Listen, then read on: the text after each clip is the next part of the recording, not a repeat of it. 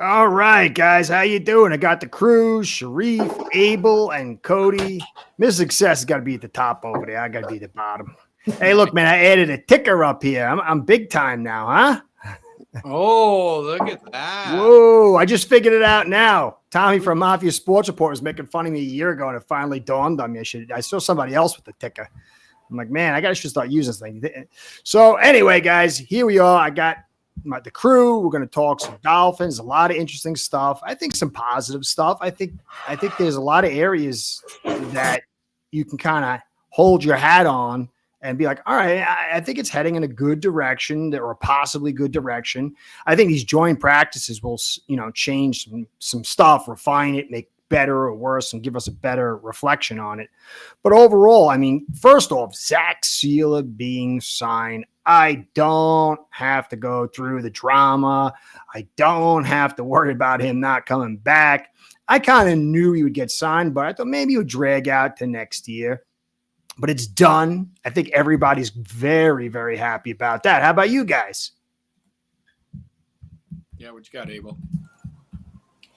I mean, it's great. These are, heart and soul of our defense. It's a good thing that they signed him. We were all pretty worried where, they weren't making moves at the start of, this offseason. And it was, hey, are they going to sign anyone? They weren't signing anyone. Now it even came to a point where, man, are we going to take care of Sieler? Like, he's really, really our own. I didn't want to go through that. But, I mean, just thinking about it long term, it's cool because usually, like, guys like, Cameron Wake, he was with us for his whole career, and then it was weird seeing him go to Tennessee. Yeah, it was.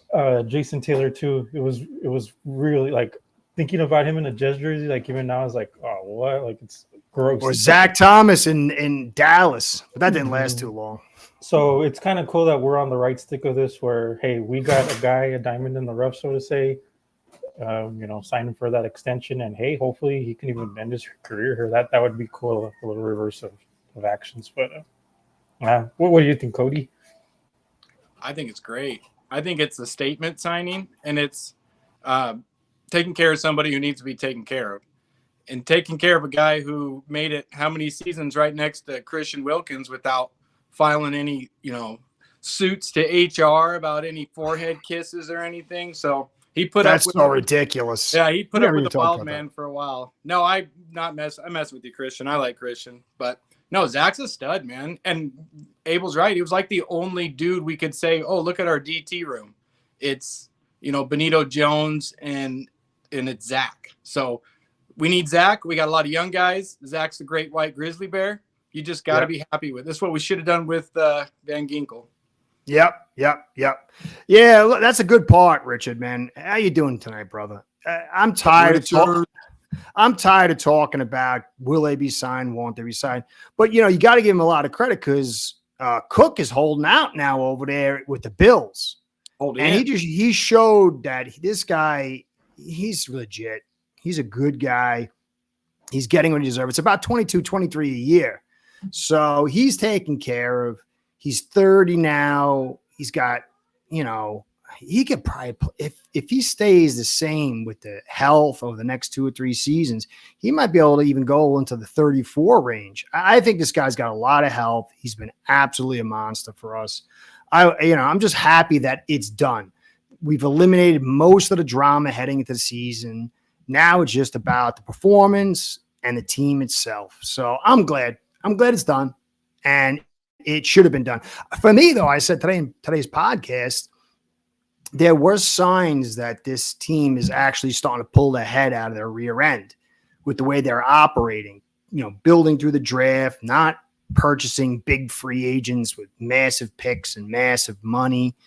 And now you're signing your guys that have done right by you. And these are all little data points that maybe this franchise is getting a little bit more coherent. I'm not saying it's going to translate to us having a Super Bowl win this year, but if this keeps up, the trajectory has to go in the right direction. Of course, you need your picks to get hit right. You need those players to perform, and you do it for a few seasons in a row, but that's better than what we've usually had. Usually every season it's drama, so I'm very happy for that. We kept Zach Sieler, not Zach Sieler. Man, I think, honestly, Teron Armstead's about the most positive guy you can get. And he does not like to talk about drama. But if you heard him say what was going on with Christian Wilkins, he said, I call it BS. And he said it on multiple points. He's not a hard work. He said, I've never seen a guy work that hard. He was all out. And he's never heard of a guy kissing a guy on the top of the head. There's something weird going on there. I don't know what it is. Maybe Wilkins did something more than that.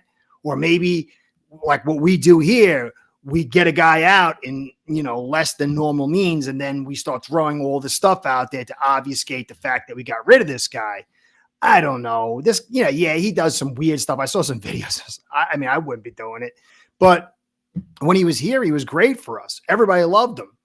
And then when he left, he becomes the bad guy. Then they cut his money. I don't know. Something seems to be a little weird there. Unless there's something more beyond that, that is very odd. You kiss a guy on top of the head, whatever, and then you're going to get cut. And then you're saying, that's just really weird. That's really, really weird. I like the guy, but it's definitely a smear to, and that's what these teams do. They not every franchise, but it seems like a little bit of a media hit job. What if we had Calais as a rookie until now? It would have been great. We missed out on him. Totally missed out on him. Yeah. So first of all, good night to everyone in the comments. Abel, Curtis, Cody. I think that I look at this. First of all, if you want to get less passes from Tua, and I don't think it's gonna ruin the legacy of wasting $63 million between Waddle and Tyreek. I don't think you're wasting the legacy of Waddle and Tyreek of $63 million by if you cause Tua to pass less, then that means you're finishing 23-10 games off by running the football in the fourth quarter, and then you're finishing off 17-10 games.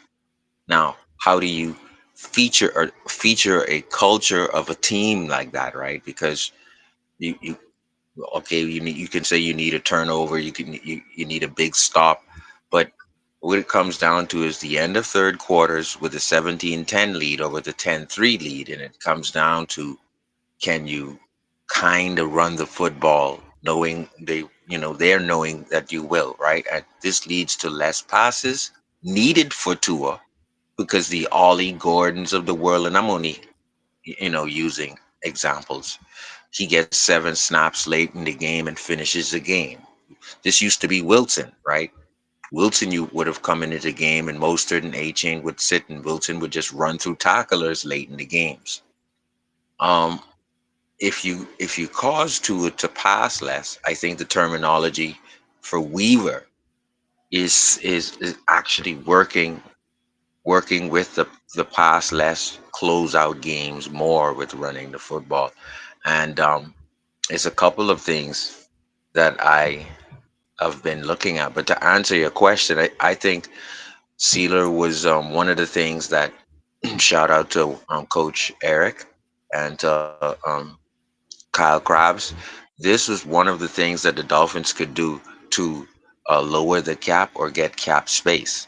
So when this was brought up by Kyle months ago, I know this is one of the things that they can turn to help the cap. So not only to keep their own guy in Sieler, but to also give them relief, because it's a restricted thing that you can do with your own players. Which is why they can just take Minka's 16, give it to him, give him 2 more million on top of the 16, and then the Dolphins save all of that, because it's a restricted move then within your own.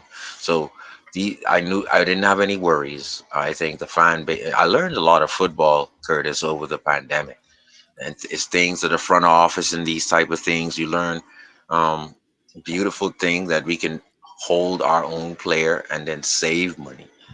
So the 3-year deal actually helps the Dolphins and opens up cap, um, and kind of thing. But um, I'm interested to hear what you three guys think about the wingspan of the cornerbacks and the safety room. In the last 2 years of Weaver's drafting, everybody is 6 feet 6'1" or 6'2". Wingspan is out of this world in the safety in the cornerback room. Once again, the best linebacking core, we can argue, since Aubrey. What the heck Zach happened? Thomas. What happened? But I'm back. We had a funky moment here. Oh wait, before you keep going, what do you think about the Wilkins thing? You went on a different track. I'm ready to go on that track, but tell me what you think about Wilkins. Is he weird? You think he's crazy? No. What's the deal, man? I just think that I've watched him for years. I think that they said or they did something to him, and he's the kind of guy that will punk you front office wise as well. And then, so Wilkins, so they can be having the verbal back and forth, or the verbal back and forth that leads to me disagreeing to your off-season program. And then like your verbal back and forth isn't gonna make me come to your training camp or do your program the way you think that my Liz Frank should be dealt with. And then if you say something out the way to Christian, Curtis, Abel, Cody, I guarantee you Christian will do something petty, and he doesn't really care where it could lead to. We've seen this. We've seen him grab the nuts of Josh Allen. We've seen him like poke guys. That was always and weird really to me. get That them. was always weird to me. So but guess what? He plays for us, and we loved it when Buffalo got the flag, right? So it works with you when he's on your team. But my thing is that I would say that. So that's all I would say. I know he's crazy enough to take something personal enough and then do something petty enough, which will cause him to be cut. Well, guys, I mean, you have to understand, in the old days, I forgot who it was. The guy was a center, and he would pee on himself before the game. And so guys wouldn't want to get into him. People have done some brutal stuff, and this game can get really wild. I mean, I know the game's kind of changed. To me, it's weird. I mean, I could see maybe the grabbing the finger to the bunghole was really a weird one. I saw that. There's something weird going on there. I don't know. It's just weird. At least we're not dealing with it here. That's what I'm happy about. I don't want a guy who's out for a season, can't rehab his foot, and then he's got when they talk about character with Christian, I don't know what they're talking about, because we're talking about one of the amateur guys who's for the NLPBA, and Tour's right there along with him. So you're talking about a guy who's representing the players. Why would it? So I don't. Listen, man. Entertainment is entertainment. I know what I know, and I know that Tour's right now vying for the NLPA representative. Christian has already been that. So you're gonna tell me that a guy like that is gonna be kissing guys on the foot, man? I don't know. I don't want to dig into it too much. It's not our headache. But he was a former player, and I liked him. Not how he goes for the ground. Yeah, I don't know. Whatever. I did enjoy like a player rep is going to be kissing guys. Yeah. I don't know. It's whatever. All right, so let's move off of that. We kind of I didn't want to cover it because it was just so weird. I'm just happy we got Sieler, who's no problem. He's got his money. We got that. I still think Wilkins was a darn good player, but I don't know what was going on in the background. If something really weird, I don't want the guy on my team. So aside from that, we also signed Infidi. Now, Sharif, you were talking about how to run games important. And, we've got to get this offensive line going. We got Infidi. I went over him today. Not a good pickup for now. Not really a great player, but he's the best backup tackle we have. So I like the move. And if you added, somebody was saying, I think it was Mick Rack was saying, you know what? We got Brunskill, and now we got this Infidi. it might be better depth in some regards than last year. I don't think it was better than a few years ago. And then we always got Eichenberg. So this offensive line appears, my concern is Jackson. How long will he stay up?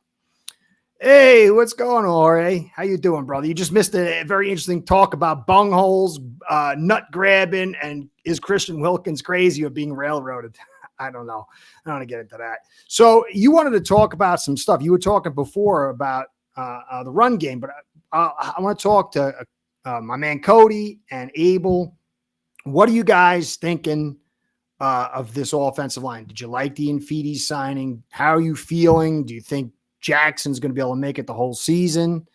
Where are you feeling with that, you two? Go for it, Abel. I mean, when I'm gonna kind of bring something I had brought towards the end of last season, where the offensive line is scary, even though we have added good pieces with Jonah and with Robert Jones, but hopefully it's not one thing where it's just one card gets removed and it's just the house of cards. Like it's one thing that hey, is it going to bring down everything? But I haven't looked at the new guy that we signed yet. Just saw your video today about it. I just kind of wanted to go into a little bit of stats, I guess, with how hey, how close everything is, and then I'll let you go, Cody. Yeah, do your thing, man. Do your thing, Abel. Going back to we'll get back to Sharif. I know he's got a bunch of points. He sent me an email. He wants to talk about the defense. Okay. I was just kind of going into the Sharp book a little bit. And, there's this cool graphic that you turned me on to. Thanks, brother. That was the best dollar I ever spent. Yeah, for anyone else, too. I don't know if you saw Doug's channel today. Go there to that link and grab the Warren Sharp's book, and it's only $1 if you use that code too. So that's cool. But, yeah, there's a real cool graphic on there where it's something called a pass heat map, where he has, where all of the locations are where, we threw throughout the year. Awesome. You can just see the screens on both sides. They're white, they're white, red hot, where all the passes are going. So, I mean, and then from that graph, you can just see the boundaries, how it was all covered too, just little small dots here and there. So that was I say everyone to go check out that pass heat map, but. I mean, hopefully with that 20% screens, man, that's crazy. Yeah, check out that thing. It was I was like, whoa, but the only way to counter that is, hey, got to, as you always say, Curtis, got to bring the linebackers down, just a little bit, dig guys out, move them out of the way, and then we have to keep the defense guessing. We have to, But if you look at it, Paul, Savayanaya, Brewer, and Daniels, that just at itself, not Jackson, I'm not big on him, but that's a pretty, and then you add in Farrell Brown. And then Ingle behind him. Glad he was only a concussion, quote unquote, only. But that's not a bad front on the face of it. We got to see how it plays out. But I think Paul's certainly a good guy to move people out. And Eichenberg is not Daniels. So I think there's a chance for us to do this with some increase. I'm not going to say with top 5, top 10, top 15, but certainly it's got to be better than last year with Eichenberg, and then Lamb and whoever else went with Jackson over there, was a joke. So it's got to be better. We've got to be able to dig guys out. I think there's a real potential. Yeah, I don't really know a lot about what is Jermaine Infetti. Is that how you say it? Yeah, he's a big guy, 6'5", 338. And he was a first round pick. Is that correct? Yeah, but he never met up to that talent. He's been a backup with 114 snaps, I think, most of the last 6-7 years. How many games does he have under his belt? I don't remember how many, but it's been I think he had about 600 or 700 snaps, maybe 600. 500, something like that over the last 5 or 6 years. So he's a perpetual backup, and he doesn't play as big in the run game as his size, but his size does keep him from getting blown up. So is he kind of a heavier Kendall Lamb? Do they have any similarities in the way they play? He's not nearly as nimble. He's a big guy. he could do okay. His true pass set grades were pretty low. But he played really good for the Lions in 23. He had really good numbers in like 114 snaps. So he's a solid guy. He's a solid backup. I don't think you want him long term, but he's not going to get blown up. I don't know how he's going to do on the outside zone. He's good at crashing down on guys in, inside zone. He's not really great at getting to the second level. He has a tendency to put his hands out and not really drive guys. He's a little tentative for his size, but he's better than Carmen Jackson. He's better than Borum, and he's better than Keon Smith. So for me, it's an upgrade. That's all I really want. Every time we make a signing, especially on the O-line, sometimes we get so mad at Greer, like, bro, there's Infettis, there's Brunskills, there's these guys just sitting out there all the time, and we're always just banging the table, and we feel good about what we have. If anything, the regime's been really responsive this camp, post-draft. If there's a trade made, we go ahead and we fill that position back up with guys. We've kind of spammed some of these positions where we really need some players, and we're still adding, right now. Yeah. So I feel like things are being addressed, whether it's the perfect player, the perfect backup, whatever. It raises the floor of the room every time we bring in guys like this. And with a lot of the young guys, anytime you bring in a veteran, a competent, even just mildly competent veteran on the O-line, the value of mildly competent on third quarter when you have to bring in a guy and you're down in Buffalo and you need somebody that can just hold their own, that becomes so valuable. And guys like Brunskill, who can do the whole interior, why did we wait so long? I'm just happy we seem responsive to things Greer would say you're more worried about than I am. Oh, he's a putz. He's a putz. All right, so Jorge, thank you for letting us know. Yeah, Conyers went to the IR and Myrick, but I don't know if he might be a camp cut too. I don't know. What do you think, Sharif? No, they're gonna protect him until next year. He's protected. So by them doing that to him, he's not available for anyone. So I tell you, high talent. But I would say this for in terms of Greer, how he addressed needs, or as he said, what we think are needs. You have to become younger.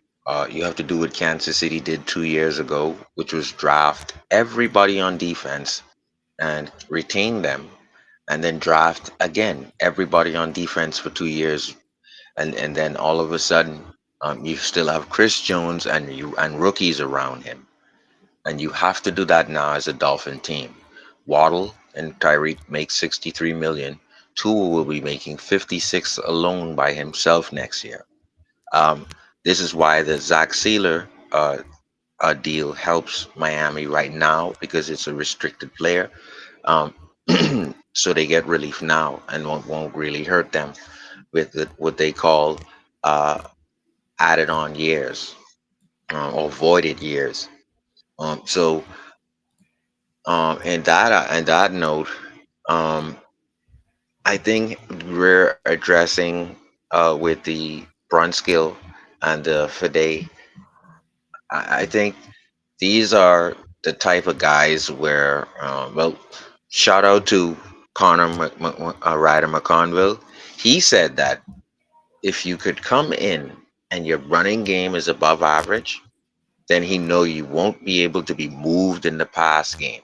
So I think what Greer wanted to do was get guys who would thrive at one thing, and I can coach them up with the other.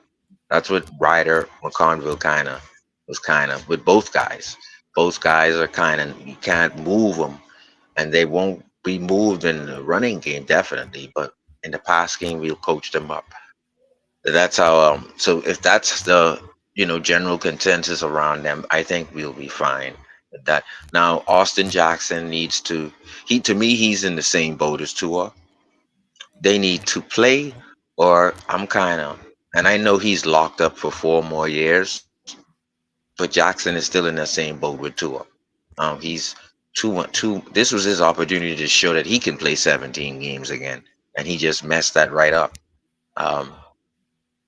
So not yet. Now, as for As for West, as for the center here, Addison, West, and Mayer. Mayer has been taking majority of the snaps, either at number twos and even some number ones. I like I like Andrew Mayer. Addison West has been there taking snaps.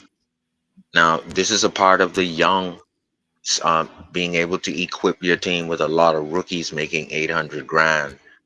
And because Kansas City did it, and if you don't do it as a Dolphin team, you're going to suffer of Tua making 56 alone and Tyree making 63 with Waddle. You won't be able to thrive as an NFL team sooner or later. So wanting Chris Greer to go in this direction as being very young or being very shy with bringing in free agents, it's not what you want. This is what Kansas City had to do and has done successfully, and Dolphins will have to do it.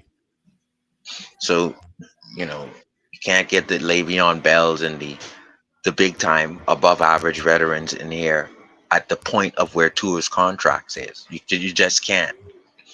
And so that being understood, then they just have to hit on these rookies. They have to. So, like I said, Mayer has been taking a bunch of snaps in day 10, up to day 10. Wes has been looking good taking center snaps up to day 10. These guys they're okay. They're okay. But everybody has been saying, this is everyone I've been hearing online. The left side is set. It seems that Paul was a hit. His body is Adonis. Chubb had one move on him, and then he had no more moves. Paul won every other move after that. I think we have something special there. When they say the left side is set, that means that Brewer, Sabinaya, and Paul is not being moved. They're doing whatever they want to do, and that's a good thing.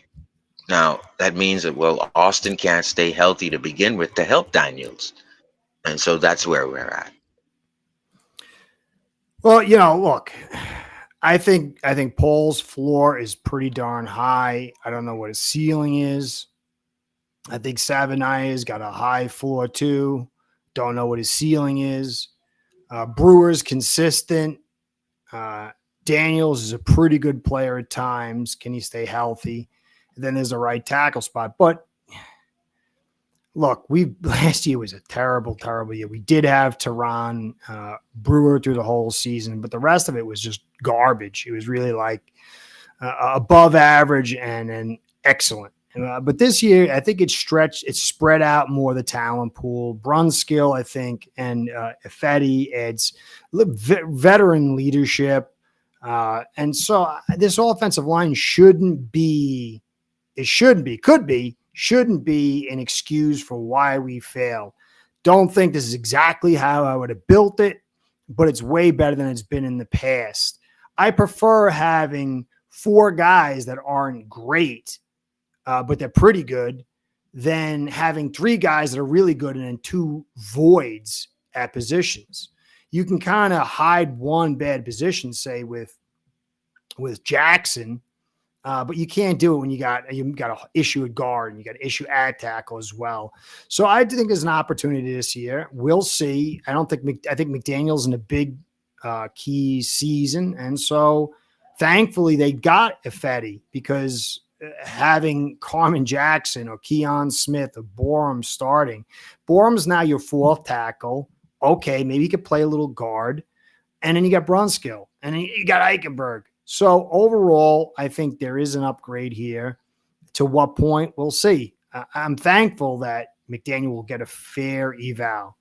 I'm not saying he's going to win a Super Bowl, but he should be able to run that football to the left side behind Jonah and Paul and Farrah Brown. He should be, at least to some level, to affect this leverage so it doesn't look the same as last year. So that's all good news. Yeah, I think we're going to be studying DTs and right ends for the whole year, just trying to see who can this duo move, and if this duo can move somebody, how is our running game going to look that day? And is Mike going to be outsmarting himself like he did? I don't think so. That wasn't his calling card in San Francisco, is he'd get too cute. No, he would run a back 30 times a game, and then next week 30 times a game, and then bring in the next guy who's a 5th-round draft pick like Eli Mitchell or something, and go off for weeks with him. You know, then put in Mostert and then put in Wilson. Like, it was like the Denver system. He would just run through backs, and that's because it's a great system. And Mike knew how to call it. And like you said, getting a fair shake for Mike is something I'm really interested. I had a conversation on Twitter, the holy space, Twitter, and this guy really hates Greer, hates Mike, hates Tua, wants everything done. I kind of trapped him and said, how do you feel about Chris Greer? Horrible GM. How do you feel about Tua? He's a backup. I said, oh, how do you feel about Mike? Hate him. Get him out of here. Well, isn't it pretty impressive what Mike's done then with the worst GM in football, some people think, with no O-line, with a quarterback that's constantly hurt as a rookie head coach? It's a fair point. A very noisy job. Did my thing go crazy? Can you see me? Yeah, you're good. Oh, okay. That's a very noisy place. That's a hard place to coach. And Mike's dealt with so much, and they just missed the playoffs last year, and he made it his first 2. Like, despite all of the framework, Mike looks competent. But as you said, we got to see it again. And with no excuses on the O-line, what kind of offense will we see? Like, it's going to be awesome. For me, I was going to answer this first. Hey, Nicholas, what's going on, brother? Really like our O-line. Greer did a good job because he did what he was told, not what he wanted to do. Who do you think told him, Nicholas? Let me see in the comments. Who do you think told him? Who do you think told him? For me, McDaniel, he's too soft. Can he change it? He's not a great adjustment coach. He doesn't have the best feel for the game. And he's had this overly complex offense that got to play in late all the time. Yep. Now, we'll see this year. He's got plenty of guys to help him out. He's supposedly getting tough. He's got an offensive line that doesn't handhold him enough, or that you can give him an excuse. Well, maybe he's doing that because he just doesn't feel like he can run inside. The internet, yeah, right? Imagine that. Oh, man. Yeah, that'd be awesome if that was the case. I hope that's true. I'd prefer it if it was Marvin Allen in control in the background, getting ready to shuffle off Greer to Buffalo, but not literally Buffalo, but maybe. Why not? Why not? Yeah, so. I mean, I was saying this a lot on Dirk's channel this past week, and I think I even told you guys last week where like, this year's going to be really interesting. Like, once we get to the end of it, I mean, let's enjoy the ride no matter what happens, because we're really looking at players, and Shreve's saying like, hey, we need to make sure that we hit on these picks. But it's an evaluation from top to bottom. Like, if we do good, or at least have those 8, 9, 10 wins, make the playoffs, what have you, hey, everything's going to be good, hunky dory. But I mean, what if we have that 6-5 range, and we probably won't know until the end of the year, or not gonna, yeah. But like, hey, whose fault was it, or whose pick was who, or which, I mean, I think that's really cool, or that's really interesting from like an overall kind of like, okay, this is a true evaluation year where is Mike going to figure things out? Yeah, and he's got like 6 primetime games to prove it. Mm-hmm. Are we do we have the right picks in place now? Is Weaver going to be the defensive mastermind with the secondary that we currently have? To find some diamonds in the rough, like how Storm Duck is turning it on this last week in practice, and it's going to be very, very interesting. Yeah, that's a whole thing. Look, I'm rooting for everybody, but when you play the same guys every day, you get used to them. It's totally different when you're going against guys you haven't seen and you've got to get a feel from on the film. So I hope for Duck. I like him. I think he's a good kid. I love the name. You can only do what you can do at this phase, which is have positive reports. These joint practices are going to tell us a ton. And then you'll get to see a little bit more in preseason games. And then we got to get to week 4 or 5 before we'll know. But at this stage, aside from the injuries, there's a lot of positives. But it can go to great or it can go to down to 12. We just got to wait to see. So this has got to be a year of, as you'd said, total top to bottom evaluations. I don't know. We'll see. We'll see how it goes. I think Mike brought in help with sorry there, Sharif. I think Mike brought in go ahead, Cody. Slowick. Bringing in Bobby Slowick's going to help him. And he's got 5 offensive coordinators with him. He better Yeah, be able to get done now. there's a lot of offensive guys in the room. And then Prince, I don't know if he's the reason Tyreek's decided to take notes, but maybe bringing in an older wide receiver coach like Prince, maybe Welker just never felt like he could get on top of Hill. Who knows? I don't really know what happened in that room. But I think Prince is a wide receiver coach that's not really putting up with anything. And Tyreek's the most studied he's ever been, in his words, taking notes for the first time in those wide receiver meeting rooms. So I don't know. Maybe those two coaches can really be those outside eyes that saw, looking at everything. Hey, this is what you needed your help with, Mike. And that's what we're here for. Get those plays in and get on top of that wide receiver room, namely Tyreek. Well, we will see. I agree with you. Excitement of the season. I agree with you, Cody. And, I'm a Miami Marlins fan, a Florida Panthers fan. And, thank God I am able to see a championship in my life, 2 in a row. But I, I think Chris, I agree with you, Cody.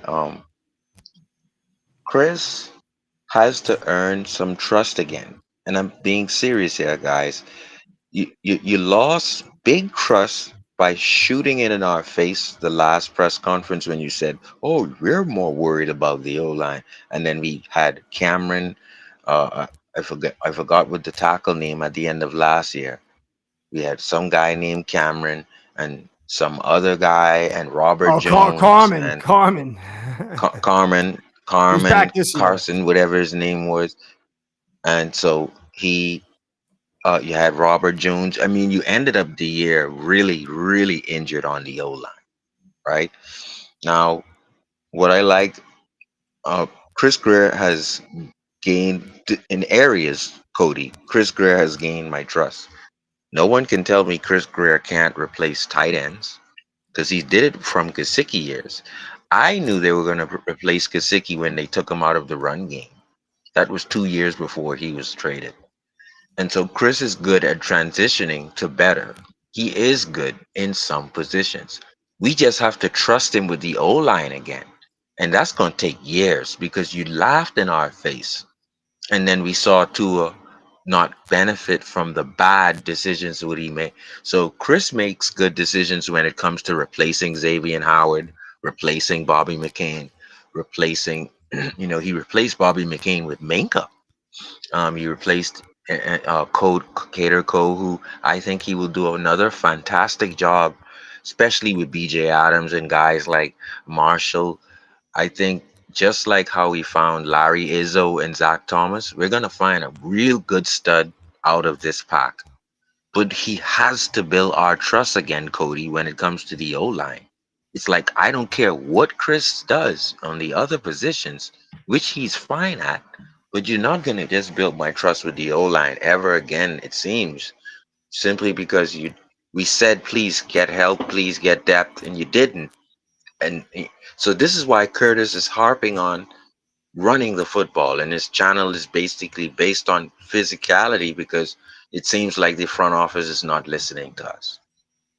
Yeah, they're starting to. They're starting to. It's a good thing. Yep. So anyway, Sharif, before we blow out, man, you wanted to talk about something. You want to bring up something about the defense. What do you want to bring up there, brother?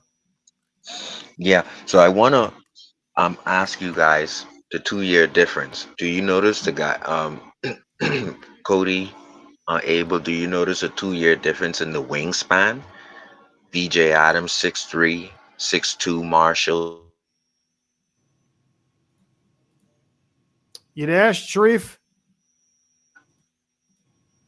I think we lost him as well. Minka, all of these, Ifano. So you noticed Weaver has his guys that he wanted in 2 years of his draft. Do you notice that? Along with the NASCAR pass rush that he still had. Now, I'll also say this before I let you answer. You have the top 10 defense 2 years ago, and you have a top 5 defense last year. And only because Baltimore ran it up to you, you dropped the 5. Yep.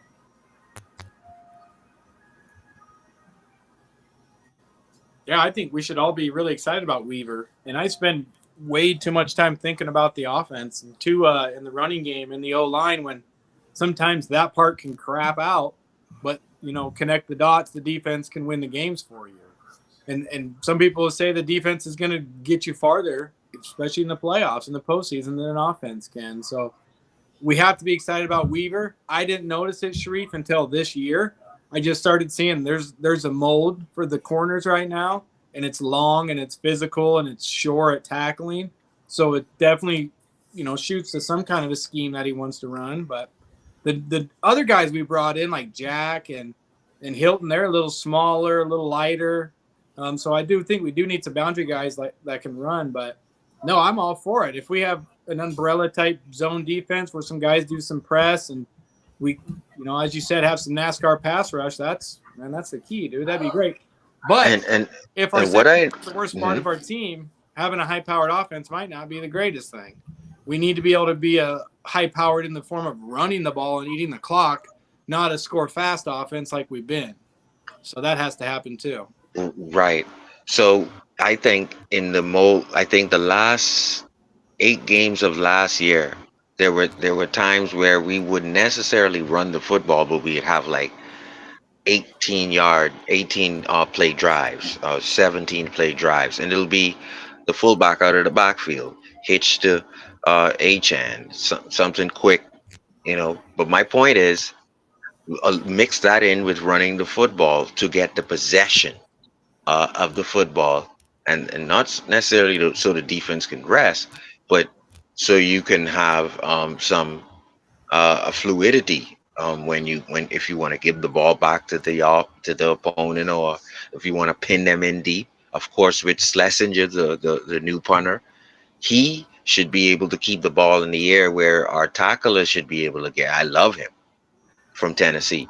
And like I said, wingspan and the linebacking room, right?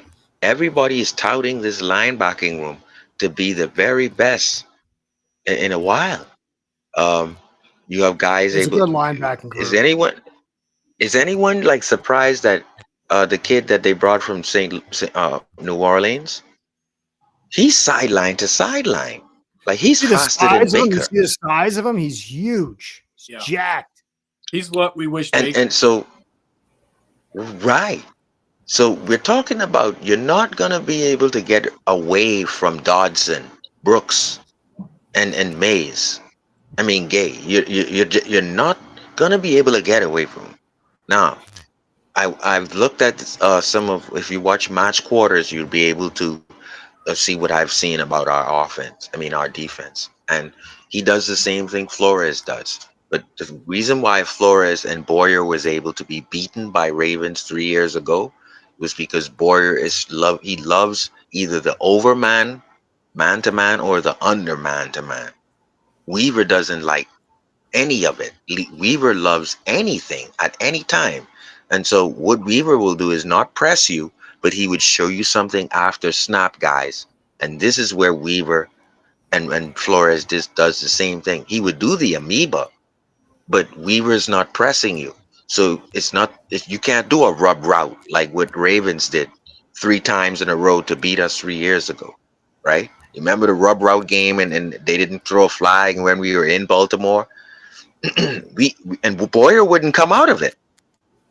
But you can't do that to Weaver because Weaver isn't in the man-to-man. He isn't in the man-to-man to begin with. He's in a zone. He's in a cover 3, and he's going to express something after the snap, which is confusing as hell to offenses. So if there's amoeba and you have a healthy Chubb, Phillips, and Chop, and you have an amoeba up there, you don't a standing 8 or 9, and you don't know who's coming, and you talking about a zone that you don't know after snap. Guys are gonna get there to sack the quarterback. Only thing it's gonna matter to now is the techniques of the corners, because when you're talking about a guy like Dante Trader Jr., right? He can come in there, play corner at 5'9", but he can come in there, right? Play corner, right? And I'll show you why I say this, because Minka did it already in day 3, I think. He can come in and show safety, then come down and play the corner position and take care of that area and make Minka drop way back to an area where he isn't supposed to be and pick off. You don't know what Weaver's going to do after the snap, but he's still bringing 9 to the line of scrimmage, dancing.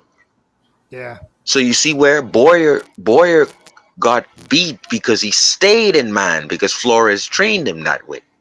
You're not going to be able to keep Weaver in man and do the rub routes or the pick route.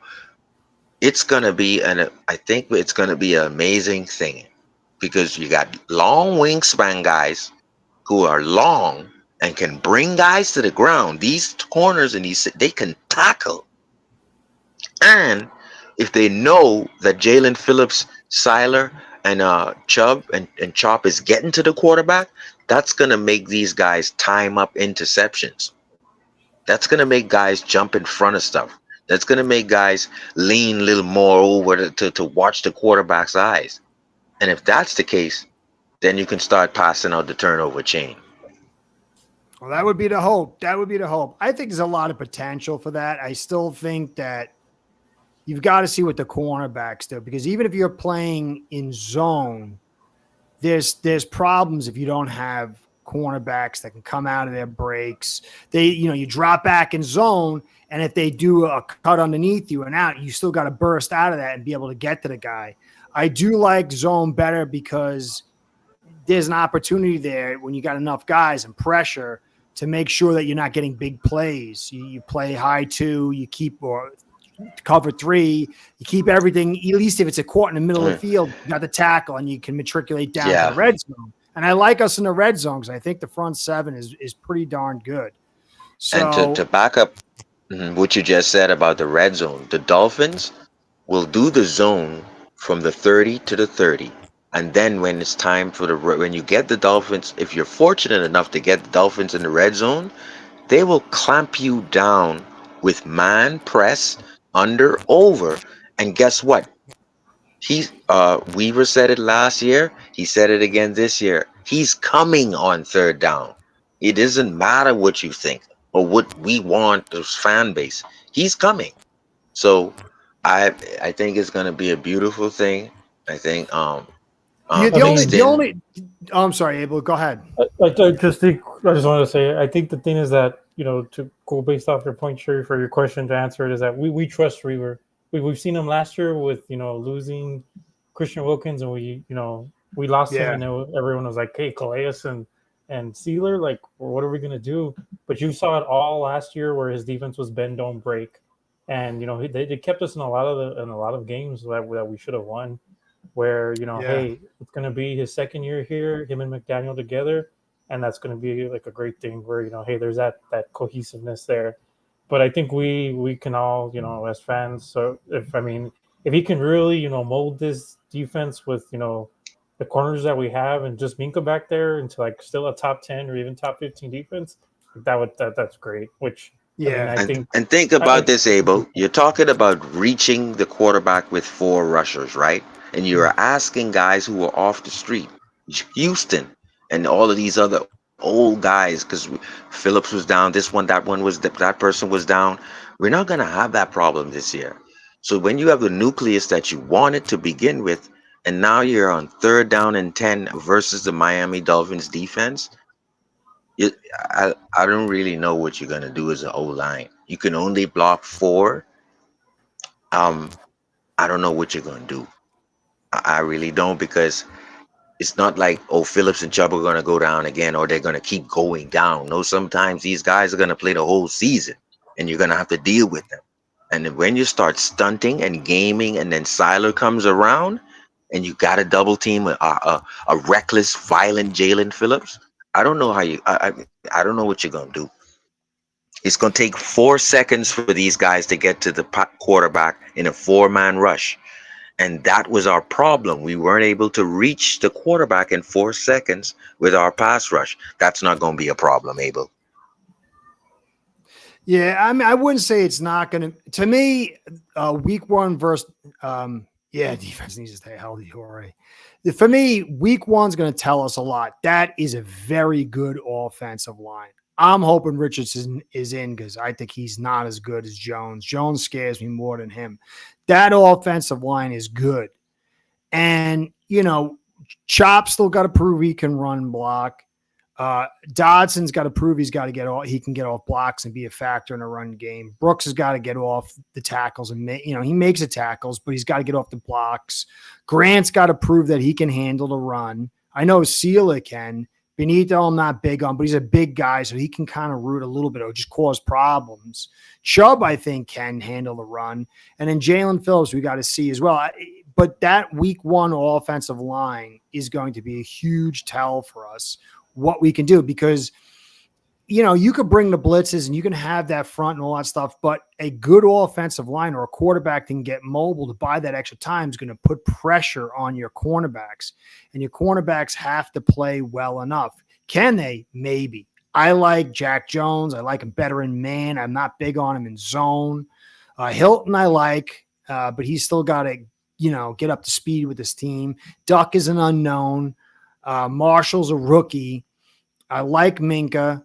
I'm a little concerned about the safety spot right now because we really don't have if he's going to be back, and he's back, we got to see. But as Jorge said, an injury or two can really change this thing. Everything in football has a counter and a counter move. So we could be ferocious up front. Because to me, Gay is a big piece because he can come in your base package, him and Brooks. He plays the Mike. Brooks plays the Will, and he can blitz. So you could be bringing 5 guys that are ferocious. But if that blitz doesn't get there or it gets picked up, then can this secondary hold out? And that's going to be the big piece, those cornerbacks. I do totally agree the front's going to be good. I think the front's going to really help us in the red zone where speed's not going to play as big a deal and these cornerbacks won't be as tested. So I like it. I like defense. I think Weaver is doing an excellent job. I like more zone. I think it's more flexible for lesser kind of players. That's the problem with man. Boyd just didn't have the corners to really play that. Flores really didn't have too much either. It was on and off with him and Jones and Howard, but then Jones got injured and stuff. The whole man thing is not really what it used to be anymore. It just demands so much talent at the cornerback position. You have to have 2 elite guys that can cover. So I like the way Weaver's handling. He'll bring man, but it's probably going to be that zone, bring that looks there, and I think it was Kurt Warner had mentioned it, how teams are they're bringing guys up and not letting men come free so they can throw it to the vacant spot. And so what that's going to do is probably with all this pass rush, force teams to bring more guys in, be more conservative in their blocking, and that's going to have less issues, less receivers and routes for this secondary to handle. And so the numbers will be towards us. So I like that the potential. It's going to demand this offensive line run the football so they're not on the field all day and we put points on. So I like the potential. We'll see. These joint practices are definitely going to tell us a ton. So that's really it for tonight, guys. You guys, any final parting words? Just want to see a physical Dolphins team, man.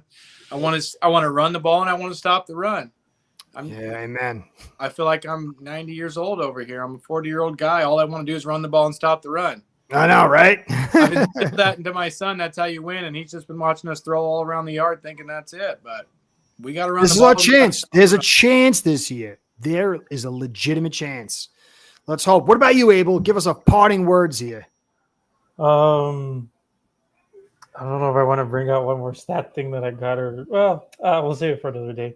I was just kind of thinking right now, Curtis, just talking with you, hey, it's actually been like about a year since I kind of met you and Cody and, on the first time you're on Doug's channel. And I just want to say thanks, man. Thanks for, being part of the community and, letting, me on and everyone else. And yes, my pleasure. That's what I'm here. I'm here to serve you guys. So I enjoy it. Anybody wants to come on, come on. Yeah. Since I've known you. So, it's just you guys are just like me, where Dirk even told me the other day, like, man, I was worried about you. Like, you were really, really mad at the end of the season. I'm like, dude, I was pissed off. But like hearing all you guys and, everyone and just reporting about everything. We love this team. We love the guys. So, best of luck to them. And, hey, the next time we talk, we'll have a preseason game to look at. And here we go, another season. And, ends up.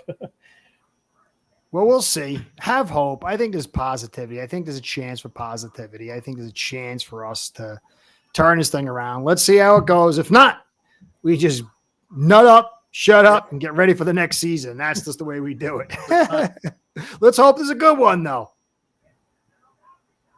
So anyway, thank you, everybody, for stopping by. Not too many tonight. I don't know what I did wrong, but we'll get him back next week. Anyway, I appreciate everything. Abel, Sharif, I think his phone died. Cody, you guys are the best.